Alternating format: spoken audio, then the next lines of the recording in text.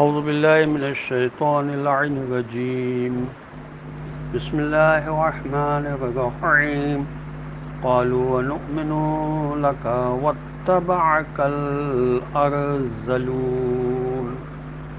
قال وما علمي بما كانوا يعملون إن حسابهم إلا على ربي لو تشعرون وما أنا بطارد المؤمنين إن أنا إلا نذير مبين اللهم صل على محمد وآل محمد وعجل فرجهم السلام علیکم ورحمۃ اللہ وبرکاتہ۔ اللہ تبارک و تعالیٰ کا شکر ہے کہ میں نے سورہ شعراء جو قرآن مجید کا 26 نمبر کا سورہ ہے اس کی 5 آیات کی تلاوت کا شرف حاصل کیا، جن کا نمبر ہے 111 سے لے کر 115 تک۔ 111 آیت کا ترجمہ یہ ہے کہ انہوں نے کہا کیا ہم تجھے مان لیں جبکہ تیرے پیچھے چلنے والے تو نہایت ہی پس طبقے کے لوگ ہیں۔ یہ ان لوگوں کی پس ذہنیت بول رہی ہے جو پیشے سے آدمی کی ذات پات اور مقام کو معین کرتے ہیں۔ اسی لیے اگلی آیت میں حضرت نوح علیہ السلام نے جواباً فرمایا مجھے بھلا اس سے کیا مطلب کہ وہ میری پیروی کرنے والے کیا پیشہ اختیار کیے ہوئے ہیں، میرا کام تو اللہ کے دین کی طرف بلانا ہے۔ اب جو بھی لبیک کہہ کر قبول کر لے گا وہی بہترین انسان ہوگا۔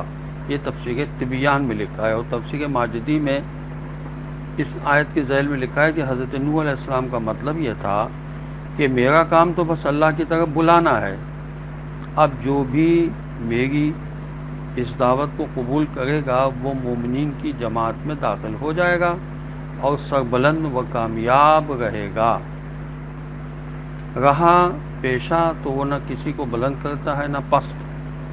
میں کسی کو اس کے پیشے یا غربت کی وجہ سے اپنے پاس سے نہیں ہٹا سکتا۔ تفہیم القرآن میں علامہ مودودی صاحب نے اس آیت کے ذیل میں لکھا ہے کہ اصل میں ان لوگوں کا طرز فکر یہ تھا کہ سچ اور حق صرف وہ ہوتا ہے جس کو قوم کے بڑے رئیس لوگ مان لیں، کیونکہ صرف بڑے لوگ ہی عقل و سمجھ رکھتے ہیں۔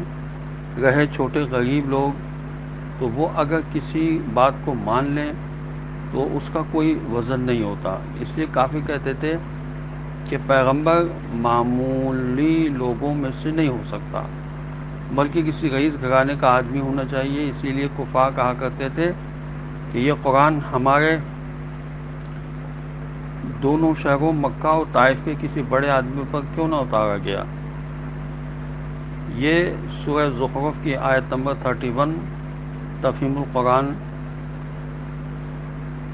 کی تفسیر میں بھی لکھا ہوا ہے۔ ارذلون یعنی گھٹیا قسم کے اور رذیل پیشہ لوگ، چونکہ تمہارے ساتھ ہیں جو تم پر ایمان لا چکے ہیں، لہذا اس زمرے میں شامل ہونا ہم اپنی توہین سمجھتے ہیں۔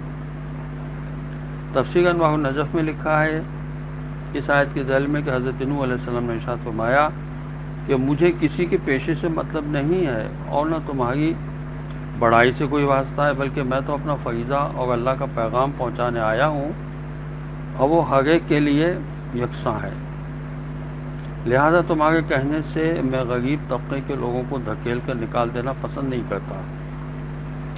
باقی جناب رسول خدا صلی اللہ علیہ وسلم کو تسلی دی گئی ہے کہ ہر دور میں انبیاء علیہ السلام کی امتیں اپنے رسولوں علیہ السلام کے ساتھ اسی قسم کا سلوک کرتی رہی ہیں۔ پس قریش مکہ اور دیگر اکابر اگر غربا طبقے کے ایمان لانے پر اعتراض کرتے ہیں تو آپ صلی اللہ علیہ وسلم ان کی پرواہ نہ کیجیے اور اپنا کام جاری رکھیے، اور بڑوں کے ایمان لانے کی تمام غریبوں کو اپنے دربار سے ہرگز نہ نکالیں۔ خداوند عالم نے سورہ کہف میں ارشاد فرمایا آیت نمبر 28 میں وَاصْبِرْ نَفْسَكَ مَعَ الَّذِينَ يَدْعُونَ رَبَّهُمْ بِالْغَدَاةِ وَالْعَشِيِّ يُرِيدُونَ وَجْهَهُ وَلَا تعد عیناک عنہم ترید زینۃ الحیات الدنیا